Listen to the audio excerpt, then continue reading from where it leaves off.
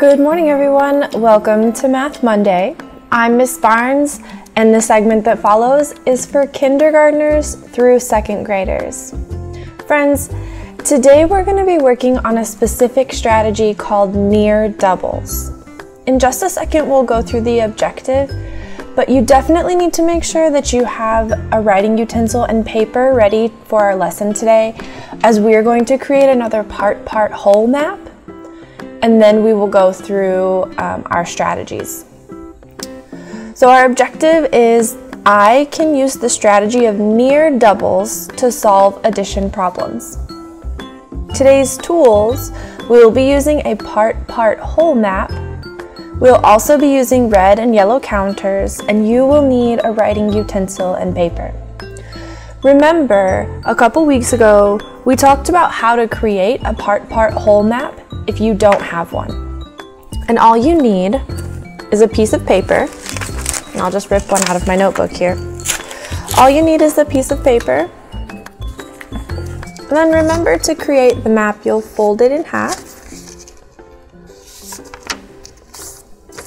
Okay. This time we're going to create it just a little differently. And we're going to draw a black line about a quarter down the way. So you'll just draw one black line. And then I'm going to draw a black line horizontally across the page, just like this. And then I'm going to add a box at the top. And this is our completed part whole map for today. So take a second and let's get ready to learn. All right, getting started. Make sure you have your part whole map close to you, and make sure you can either color on it with your colored pencils or crayons or markers, or make sure you can draw in it and erase with a regular pencil. We are going to do 3 problems today if there's time. Let's go ahead and take a look at the first one. Remember, as we're solving word problems, we need to make sure that we're reading the whole question first so that we understand how to give the answer. So our first step here is going to be reading the whole question first. Read with me. Alex has 4 apples and I have 5 apples. How many apples do we have? Write an equation and justify your thinking. Now, as we're getting started today, we're going to talk about a couple of the words that are in this word problem. And the first one we are going to talk about is the word equation. So I'm going to take my drawing tool here, and I'm going to highlight in yellow the word equation. Equation is an important math word, and an equation is this down here at the bottom of your screen. An equation always has an equal sign. If it doesn't have an equal sign, it can't be an equation. So that's the first really important word. The second really important word is justify. And justify means to prove what you're thinking and how you got your answer. So as we're working today, we're going to use our model on the part whole map to justify the way that we're thinking. We're also going to write some stuff on the right side of your screen that will help us justify our answer at the very end. So let's get started. We're going to go back and reread the question again, and then we'll get started with our model. Alex has 4 apples and I have 5 apples. Let's stop there. We're just going to draw a line. Alex has 4 apples. How do you model that in our part whole map? So one thing I'm going to do is I'm going to take one of these counters and I'm just going to move it, maybe, if it lets me, there.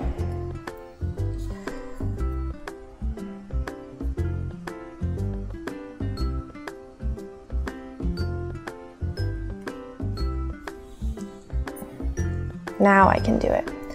I'm just going to move the counter over into, so I'm going to move a red counter up above the word apples because I want to use the red counters to show how many apples Alex has. Then what I'll do is I'll take the red counters and I'll move them into the part whole map. And I need 4 of them because Alex has 4 apples. So there's 1, 2, 3, and 4. Okay. Now the second part of that sentence says, I have 5 apples. So I'm going to model with the yellow counters how many apples I have. And then we'll count them.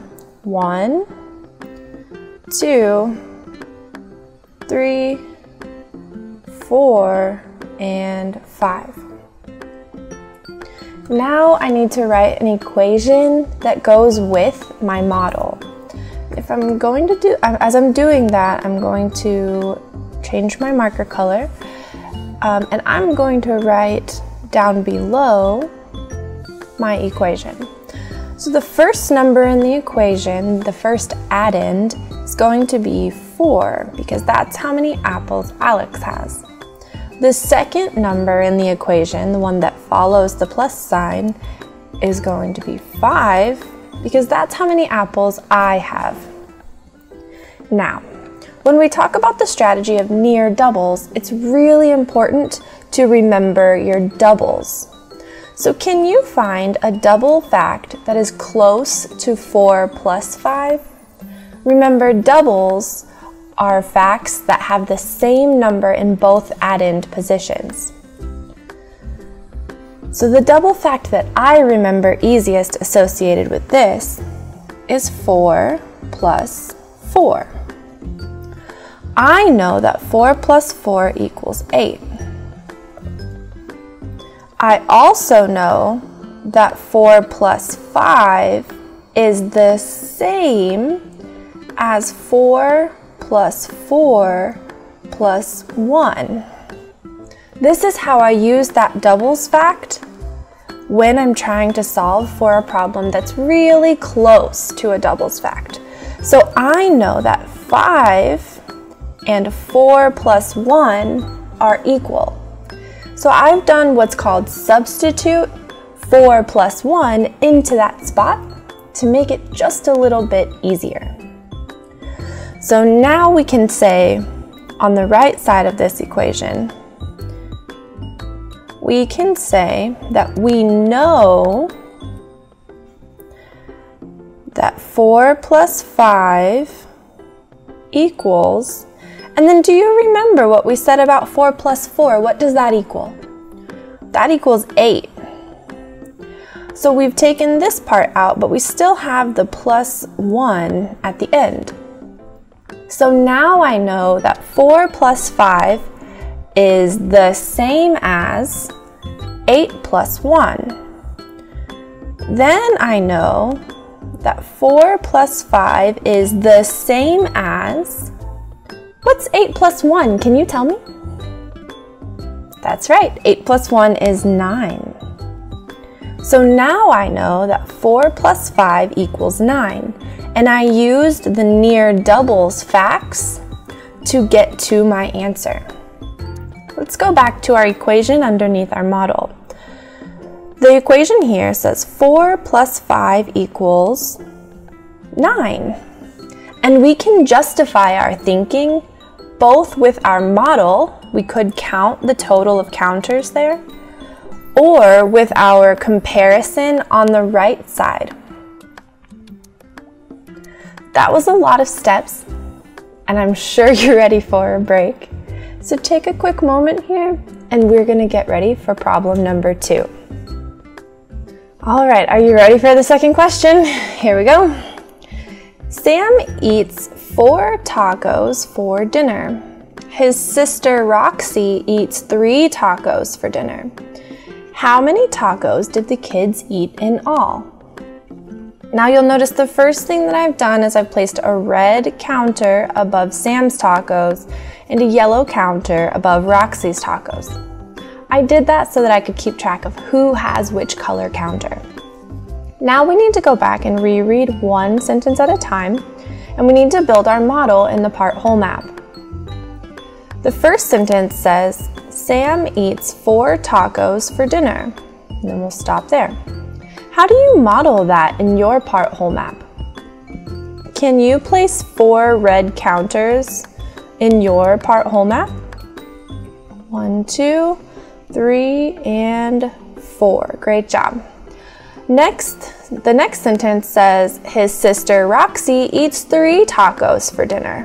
Stop there. How do you model that? Pick up your yellow counters and let's count 3. 1, 2, 3. Remember, if you don't have counters, you could just be drawing circles and filling them in on your page. So here's our model. Sam eats 4 tacos for dinner. His sister eats 3 tacos for dinner. Now our question is, how many tacos did the kids eat in all? So now we need to write a statement to answer that question. And the statement I'm going to write says the kids ate blank tacos. And remember, we put that blank here so that we know that they ate some tacos and we have to figure out how many. Let's do that part now. So next we're going to work on our equation. So down at the bottom here, we're going to write our equation, and then we will solve using the blank space on the right of your screen. When we're writing our equation here, we need to start with 4 because there are 4 counters on the left side. Then we're going to add 3 to that number sentence. Now we have to think about solving, and in order to do that, I want you to think of a doubles fact that is almost 4 plus 3. Can you think of one? The one that I would use is 3 plus 3. Do you know what 3 plus 3 is? I knew you did. It's 6. Great job. So I know that 3 plus 3 is almost 4 plus 3. How many more do we have to add to get from 3 plus 3 to 4 plus 3? Well, I know that 3 plus 1 equals 4. And then I have to add the other 3. So I know that 3 plus 3 equals 6. And then I have to add 1 to it. And you know what 6 plus 1 is. 6 plus 1 is 7. So I also know that 4 plus 3 equals 7. So how many tacos did the kids eat? Well, the kids ate 7 tacos. That's all we have time for today, friends. There is one more problem that I'm going to put up for you. And as we are closing out here, if you'd like to copy it down and work on it, you can do so. So here's the last problem that I have for you today. Remember, if you'd like to share any of your work with me, you can find me on Twitter. Your parents can find me on Twitter at MissB_KCPS. It was great having you in class this week. I'm looking forward to seeing all of the work that you're doing. And remember to take care of yourselves. See you next week.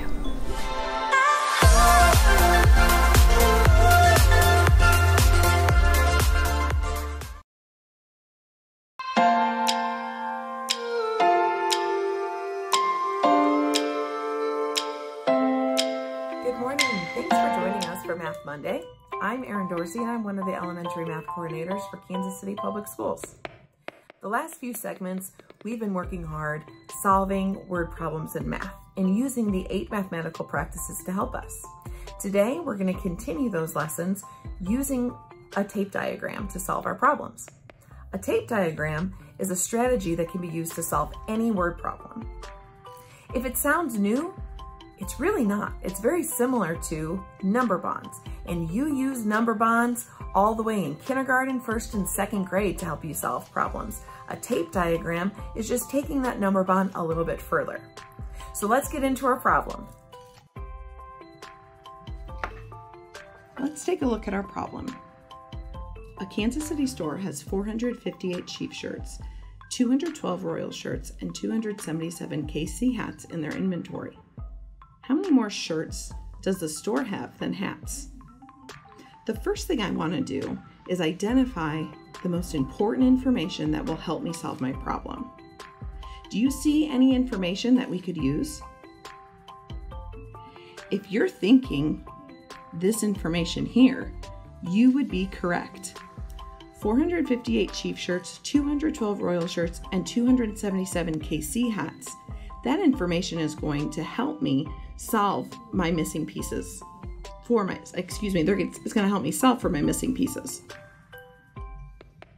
Another piece of information that's extremely important is the question, because that tells me what I'm trying to find out. So as I said before, today's strategy is going to be using a tape diagram. Now, you may have heard of this same strategy referred to as a bar diagram. Those are the exact same thing, it just has two different names. So if you hear your teacher or someone else say bar diagram or tape diagram, we're talking about the same strategy. With this strategy, we need to figure out what we're comparing, and we can find that in our question to this problem. How many more shirts does the store have than hats? So what are we comparing? If you said shirts and hats, you would be correct. So I'm going to list those two things off to the side. I have shirts and I have hats. S for shirts, H for hats. For the shirts, I'm going to draw a bar. This is my total amount of shirts. And I know that this total is made up of two parts, and I get those parts from my problem. I have 458 Chief shirts, which is one part, and I have 212 Royal shirts, which is my second part. Together, they give me my total amount of shirts. Now for the hats, I have a total, and that is 277. But if I'm comparing my hats to shirts, that means that my bar for hats needs to be the same size as my bar for shirts.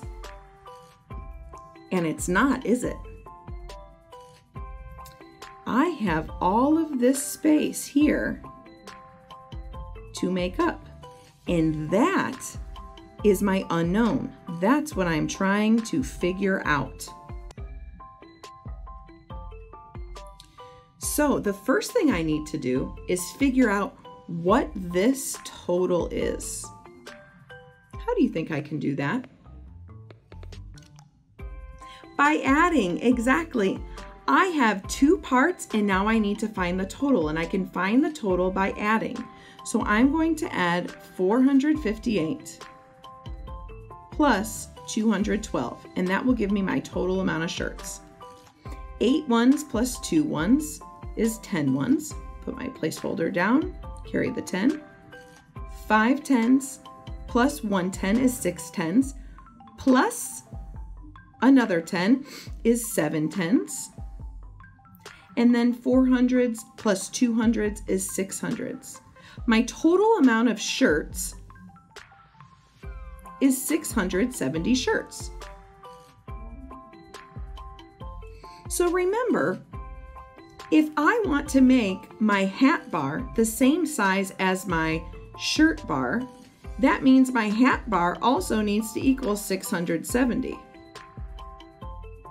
Do I have a piece of that total? Yes, I do. 277 is a piece of the total. So I have 670 and a piece. To figure out the unknown piece, I can subtract, and the answer will be my missing piece. So I'm going to go ahead and do that. 0 ones minus 7 ones. Right now I don't have enough, so I'm going to have to break down a 10. That means this would be 6 tens. And I'm going to put the 10 here. 10 ones minus 7 ones is 3 ones. Now I have 6 tens minus 7 tens. I don't have enough right now, so I need to break down this 100. If I break down this 100, this becomes 5 hundreds. And I put my 100 over here. So I have 160 or 16 tens.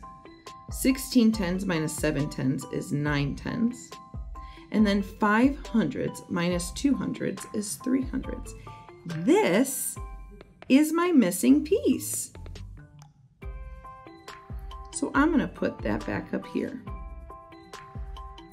So that means 277 plus 393 equals 670. If we did our math right, all of that should equal. Let's check it real quick. 277 plus 393. 7 plus 3 is 10. 7 tens plus 9 tens is 16 tens, plus another 10 is 17 tens.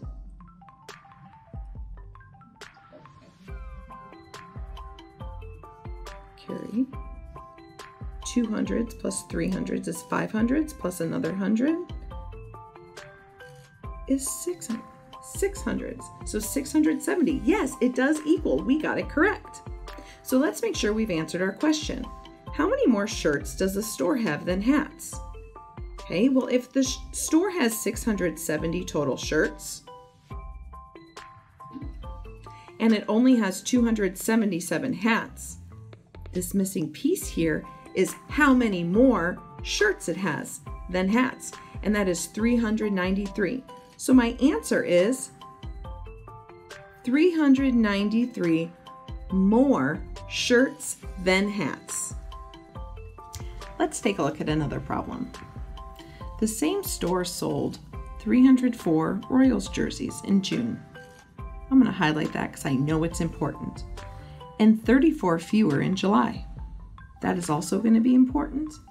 How many jerseys did the store sell in both months? So I need a total. It's going to be for both months. So when I set up a tape diagram, I know that I'm comparing two things. In this problem, what am I comparing? If you said the months June and July, you would be correct. So I'm going to write those down here. June and July. In June, there were 304 jerseys sold.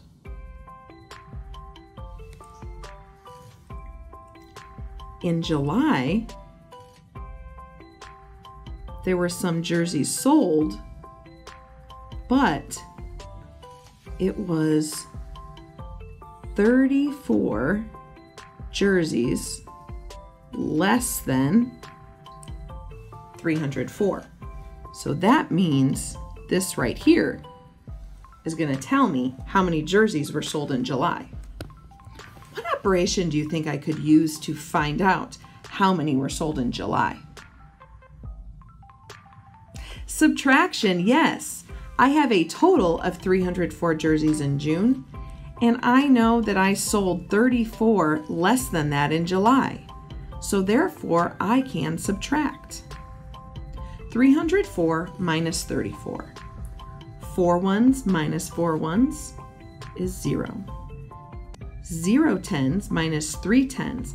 I'm going to need to break down 100 to do that. So I'm going to break down 100. That means there's going to be 2 hundreds left here. I'm going to put my 100 down here, which is also equal to 10 tens. 10 tens minus 3 tens is 7 tens. And then 2 hundreds minus no hundreds is 200.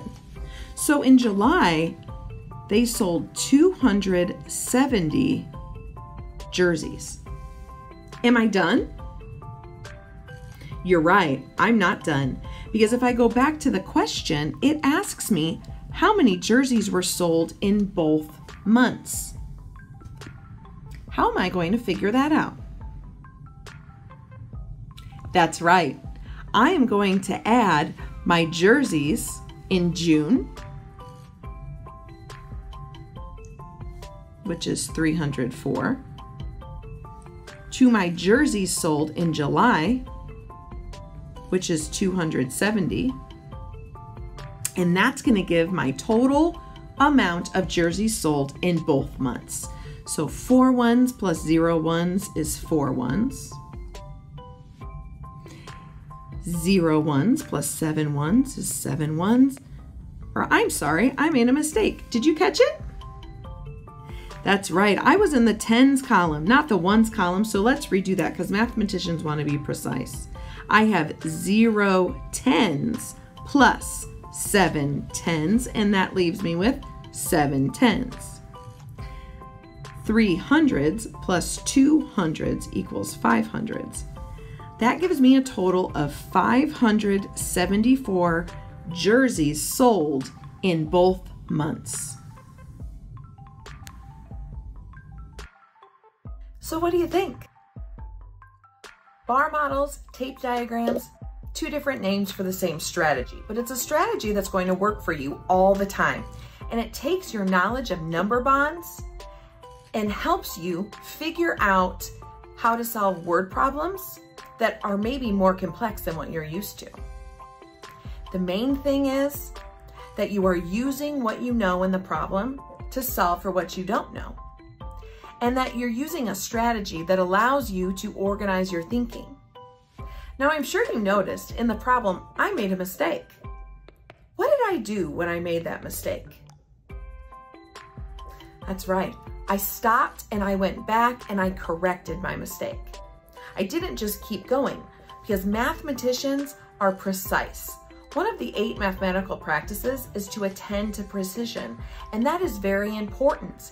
We attend to precision by making sure that our thinking is organized, that our work is not sloppy and all over the place so that we can understand what we're writing, and that we keep using the right type of language, and we keep explaining our thinking as we go along. All of that allows us to attend to precision while using our background knowledge to solve for what we don't know. I hope you enjoyed your time today, and I hope that when you're solving problems with your teacher, that you can use this strategy to help you. Have a great day. See you later.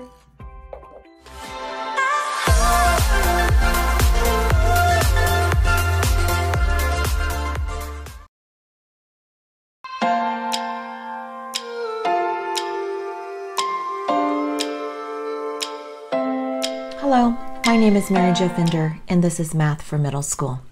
Today we're going to be going over quotient of powers. What you'll need today is paper and pencil. Okay, take a quick second, let's get ready to learn. Our goal today is to use laws of exponents to divide monomials. Now, if you remember last week, we were talking about product of powers. Product means multiplication. This week we're going to be talking about quotient. Notice product and quotient are opposites, so that might give you a hint on the process we're going to use today. Let's take a look at a couple examples from last week's lesson. You'll notice my first example is x to the m times x to the n.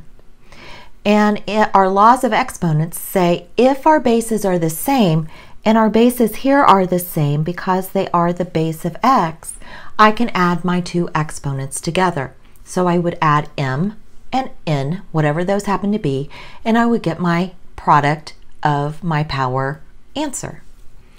So let's stick some numbers in there and see if we can come up with some product of powers. So 12 to the 4th power times 12 to the 3rd power. Remember, our bases are the same, they're 12. So all we're going to do is add our exponents together, which is 4 plus 3, which gives us a final product of 12 to the 4th power. So remember, product, quotient, they're opposite. Adding, what's the opposite of addition? So let's take a closer look at a quotient of a power. So simplify, remember, just means to write in simplest term.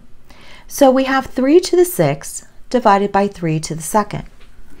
And if we take a look and expand these out, I'm going to say 3 times 3 times 3 times 3 times 3 times 3. I'm going to put my fraction bar. Remember, fraction is our term or our symbol for division. And we're going to expand 3 to the 2nd power, 3 times 3. Now, if you remember your work in fractions, anything over itself, so A over A, or A divided by A, is always equal to 1. Now, you'll notice that we have 2 groups of 3. 3 is in the numerator and in the denominator position. So we can break those apart from the group and say those particular groups are equal to 1. So I'm going to just draw a big number 1 through them. In algebra, we say that it cancels, and most teachers just slash it out or ignore it and move on. So if you'll notice, I have 4 3's left. You'll also notice that they're on the numerator's position, and that's going to become a factor in later work with exponents. So that's going to be 3 to the 4th power. In our denominator, we have 1 times 1, which is 1. So our answer is 3 to the 4th power over 1, or 3 to the 4th power to the 1st. Now, when we talk about fractions, anything over 1 is a whole number, and it can be rewritten. And so when we rewrite this, it would be 3 to the 4th power. So our question, 3 to the 6th divided by 3 to the 2nd, in its simplest form, is going to be 3 to the 4th. Now, did you notice a trick? When we talked about products, we would add the exponents. Notice here, if we do 3 to the 6th, what's the opposite of addition? Oh, yep, it's subtraction. And we subtract our exponents, 6 and 2. We're going to end up with 4. Keep our base of 3, use our exponent of 4. Our answer is 3 to the 4th. Notice that this is the same as if we did it in expanded form and canceled. That's a quick shortcut, especially when you get good at it. It will save you a lot of time. So let's take a look at another one. Notice we have 2 to the 8th divided by 2 to the 5th. The first thing we have to check is our bases. Do we have the same base? Yes, we do. The base is 2. Because our base is 2, we can, remember what's the opposite of adding? Yep, subtracting. We're going to subtract our 8 and our 5, our exponents. So 8 minus 5 is 3. So 2 to the 8th divided by 2 to the 5th in simplest form is 2 to the 3rd. Okay, so let's try another one. This time, we're not going to have a base that's a number. We're going to use a variable. So we're going to simplify x to the 9th divided by x to the 4th. Remember, the very first thing we have to check is, does the powers have the same base? And this time, our base on both of our powers is x. So yes, it is. And now we can apply our laws of exponents. So remember, anytime we're dividing, we can actually subtract our powers and come up with the same answer as if we wrote it in expanded form. So if we said x to the 4th power, x to the 9th power minus 4. You're going to ask yourself, okay, what's 9 minus 4? That's 5. We're going to keep our base, x. Our exponent now becomes 5 because we have 5 extra variables, which are x, in the numerator's position. We don't need to write the 1 underneath when we do this because it's already in simplified form. So let's try another one. This time we're going to use coefficients with our exponents. And basically when we do this, we have two separate problems. We have to break our coefficients out, and then we have to work with our powers. So our first problem is 15 over 5, or 15/5. You can say 15 divided by 5 if you want. You need to simplify those coefficients. Now sometimes they'll simplify, sometimes they won't, sometimes they'll turn into whole numbers. You need to be expecting anything. But you should be thinking to yourself right now, oh, I know what 15 divided by 5 is. 15 divided by 5 is 3. So our coefficient for this particular problem is going to be 3. Do we have the same bases on our powers? Absolutely, we have the base of y. So we're going to say y to the 7th power minus 3. Remember, we're going to subtract our exponents. That's our shortcut. And what is 7 minus 4? Or I'm sorry, gave you the answer. 7 minus 3, that's 4. So our power is y to the 4th. Now to make our final answer, we're going to take our answer from our coefficients. We're going to take our answer from our power, and we're going to put them together. So our final simplified form of 15y to the 7th divided by 5y to the 3rd is 3y to the 4th. Remember, when you're working with exponents, you have to break them apart. So let's try another one. Notice we have 7x to the 6th divided by 9x to the 2nd. Break your coefficients off. Can you simplify 7/9? I hope you said no, because it is already in simplest form. Now let's break our powers off. So if we have x to the 6th divided by x to the 2nd, do we have the same bases? Yeah. So all we have to do is subtract our exponents. 6 minus 2, yep, that's 4. We're going to put our two sets of answers together. So our simplified form is 7/9 times x to the 4th. Now you may see some teachers, because x to the 4th is actually a whole number, keep it in the numerator's position. So you could actually say 7x to the 4th divided by 9. And it's the same thing, it just looks a little differently. Let's try another one. This time we have 28 n to the 11th divided by 18 n to the 3rd. Break your coefficients out. 28 over 18. What does that simplify to? Okay, you can divide both by 2. 28 divided by 2 is 14, and 18 divided by 2 is 9. Now we can keep this just like this as an improper fraction, or we can actually write it as a whole number. We can say 1 5/9. Now how I got that answer is I know 9 is going to go into 14 one time. That makes a whole. I have 5 left over, so that's my 5/9. Now I'm going to do my powers, so I'm going to say n to the 11th divided by n to the 3rd. Check my bases. Are they the same? Absolutely. So I can use my laws of exponents and say 11 minus 3. 11 minus 3 is 8. So my answer is n to the 8. Put your two forms together. Now this one you can write in a couple of different ways. You can say 14/9 into the 8th, or you can say 1 5/9 into the 8th, or remember into the 8th is really a whole number, and I can write that as into the 8th over 1.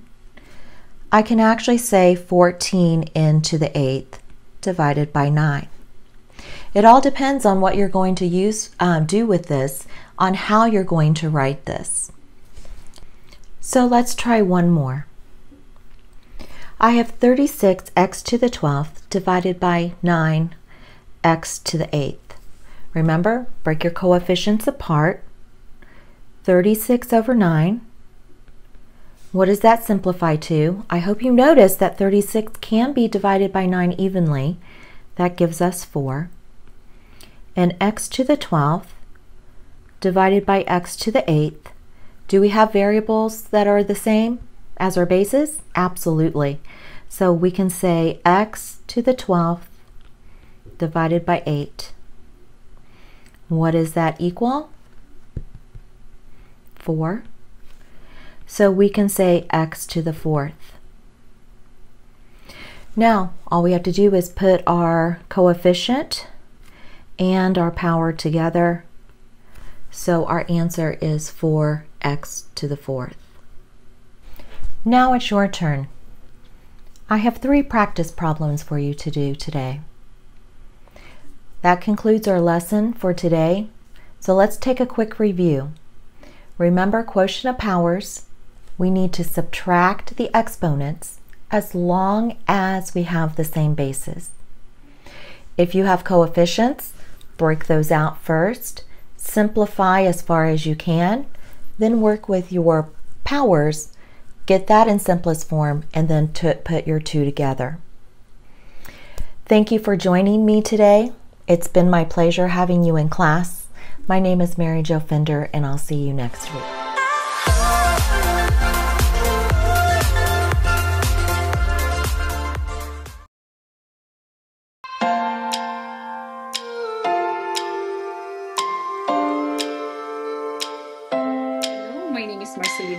And welcome to Math Monday. Our lesson for today is solving systems of linear inequalities. We're going to apply what we have learned in solving systems of linear equations. And before we start, I want you to take your notebook and your pen and be ready to learn. At the end of this lesson, you should be able to solve or find solution to a system of linear inequalities. Then we're also going to interpret the solution.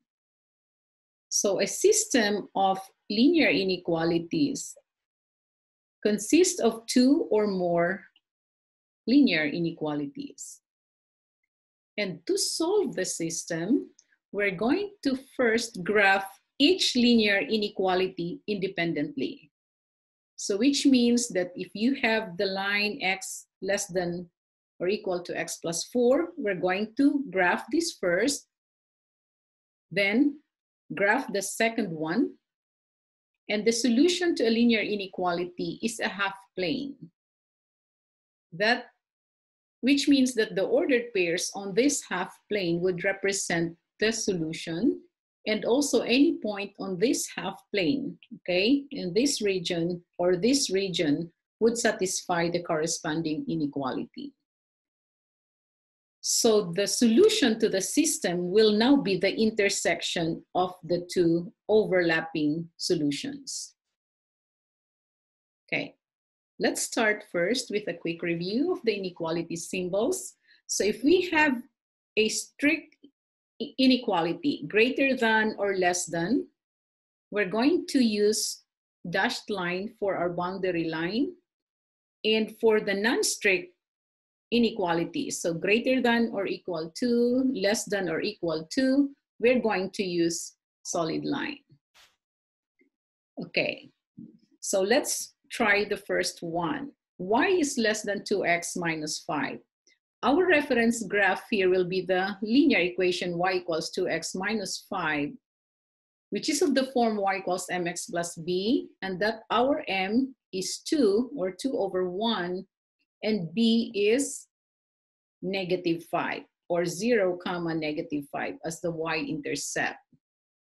So what we're going to do here is plot the y-intercept 0, -5, then interpret the slope again as rise and run. So 2, 1, 2, rise and run, 1, 2, 1.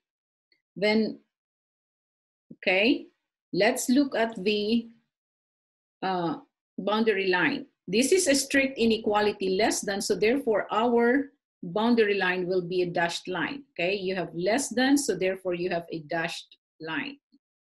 So let's use a dashed line for this boundary line, okay? Now, which side of the line are we going to shade to represent the solution? Okay, so the first step is to find the test value. And the most convenient point is the origin, or the point 0, 0. So we are going to substitute these values to this inequality. Y is 0 here, less than 2 when x is 0, 2 times 0 minus 5. And when we simplify, we have 0, less than 0 minus 5. 0 is less than, so that will be 0, -5. And this is a false statement. So what do? So we were checking that to see if 0, 0 is a solution. So we arrive at a false statement. This means that this point 0, 0 is not part of the solution. So we are going to shade the other side. So this is now the half plane that represents the solution to this y is less than 2x minus 5. Okay, y is less than 2x minus 5. Next, on this second line, y is less than 2x minus 5. Again, it's a strict inequality, and we are going to use dashed line for our boundary line. And since this is our reference line is still our original 2x minus 5, I will just replace this with the green line to represent our new line, 2x minus 5. And it says greater than, okay? Which part of the region, or which side of the line are we going to shade for this second one? Okay, for this second one.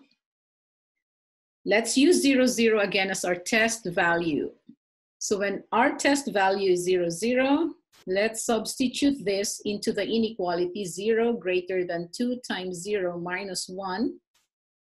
So 0 is greater than 0 minus 5.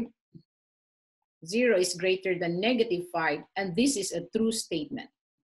How do we interpret this? So if R 0, 0, okay, we test this value and we arrive at a true statement. So we are going to shade that region where the point is. So we're going to shade this region.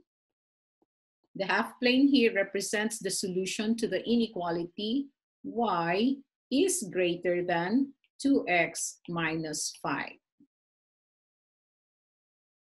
I'll pause. You process the information. Why we shaded the right side for y less than -2x minus 5, then the other side for y greater than 2x minus 5. Okay. Let's have our first example. We're asked to find the solution to the system of linear inequalities. We now have this 2 linear inequality. As I have said earlier, to find the solution to the system, we're going to graph the 2 inequalities independently. So I already have here, I used a graphing calculator, Desmos graphing calculator, to find the solution. So let's just confirm, you now have y is less than x minus 3. That's our first line here. So our slope, okay, if we're referring to the line, okay, our reference line y equals x minus 3, our slope m is 1, and our b is -3 or 0, -3. Okay, so again, this is a strict inequality, less than, so therefore we use dashed line. That's the reason why you have the dashed line here. Notice that in this graph here, you use dashed line. Now let's see if this is really the region that this part here is really the region that shows the solution to y less than x minus 3. Okay, so if you have 0, 0, let's test when x is 0 and y is 0. Substitution, so when you have 0 less than 0 minus 3 is negative 3. And this is a false statement, okay? False, so which means this point 0, 0 is not a solution. The reason why we shaded this right side of the region, or I mean the right side of the line. Okay, as I've said, we are going to graph each inequality separately. Okay, so the second line is, the second inequality is y is greater than 3x plus 1. Let's see the graph on the next page. You now have y is greater than 3x plus 1. I mean greater than or equal to. If we are looking for that line, y equals 3x plus 1, we know that this is our slope m, which is 3, and the y-intercept b is 1, or the point 0, 0, 1. Okay, so let's see if this is the right graph. Let's go back. Let's first examine the boundary line. Will it be a dashed line or a solid line? So you have greater than, the symbol here is greater than or equal to. So our boundary line will be a solid line. So this is the solid line we're referring to. That is the solid line. Now let's confirm. You have, if this is the line, the y-intercept is 1, and the slope 3 means 3 over 1. So 1, 2, 3, then 1 to the right. So this is actually the line here. But how do we know if this shaded portion is really the solution? We take again a test value 0, 0. So if we have the test value 0, 0, let's substitute that into our equation. Y is greater than 3x plus 1. So y is 0 and x is 0 plus 1.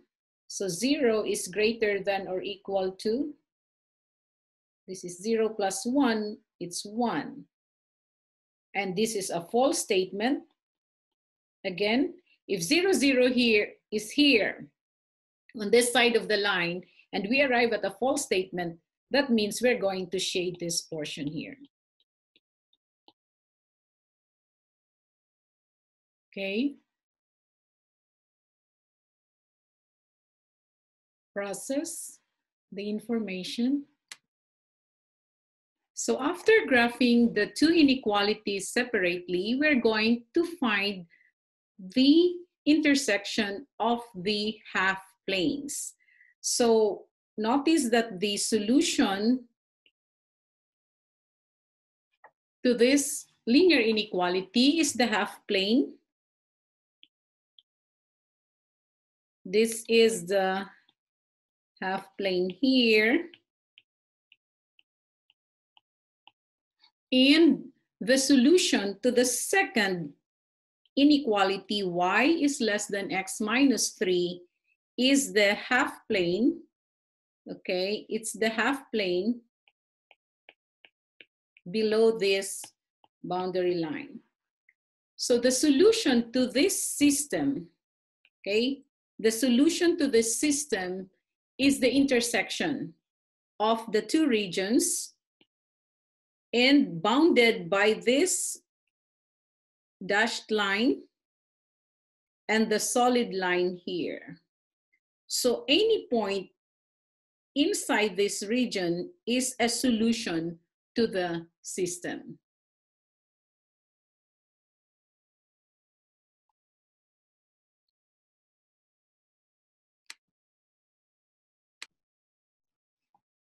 Now let's find the solution to this system of inequalities. Y is less than negative 4x plus 1 and y is less than 3x. So we are given 4 choices here. And I will show you how to use the graphing calculator to facilitate graphing of these inequalities and find the region that represents the solution to the system. So if you have your devices, I want you to go to, to Google Desmos Graphing Calculator. And you can download this in your cell phone or your devices. So notice that we earlier graphed the two lines, y, okay? Y is less than 4x plus 1. So it's negative 4x. It's negative 4x plus 1, okay? See how fast it is to see the solution to this linear inequality. So we are going to graph each linear inequality separately. That's the first one. Notice that it's a dashed line because this is a strict inequality. Then the second line, okay, on this side here, you type a y, okay, y on the keypad here, y is less than 3x, okay. Follow? Now, notice again, this is a strict inequality. So you have the dashed line here. The blue region represents the half plane, which is the solution to the second linear inequality, y is less than negative 3x. Okay, so the solution to this is this lower, okay, the intersection of the red and the blue regions, which represents, this represents now the solution to the system. That's the intersection of the two half planes. Okay.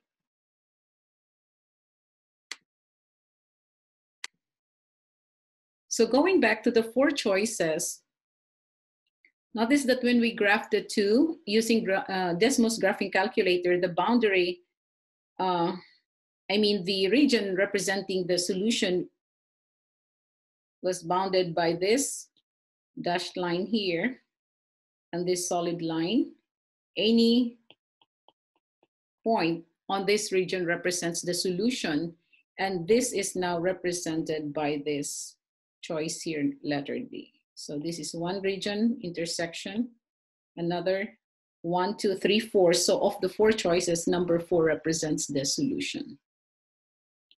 So that ends our lesson for today. And your assignment is to practice graphing linear inequalities and systems of linear inequalities using Desmos Graphing Calculator. I hope to see you next week.